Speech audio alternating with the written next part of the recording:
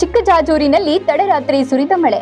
ಹೊಳಲ್ಕೆರೆಯ ಚಿಕ್ಕಜಾಜೂರು ಸೇರಿದಂತೆ ಸುತ್ತಮುತ್ತಲಿನ ಪ್ರದೇಶಗಳಲ್ಲಿ ತಡರಾತ್ರಿ ಅರ್ಧ ಗಂಟೆಗೂ ಹೆಚ್ಚು ಕಾಲ ಉತ್ತಮ ಮಳೆಯಾಯಿತು.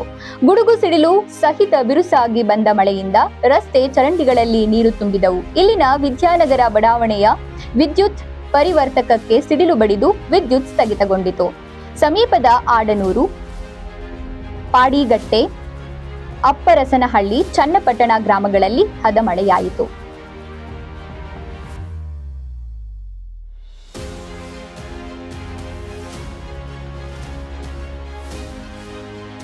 ಸುದ್ದಿಗಳಿಗಾಗಿ ಸಿಟಿ ಚಾನೆಲ್ ಚಳ್ಳಕೆರೆ ಸಬ್ಸ್ಕ್ರೈಬ್ ಮಾಡಿ.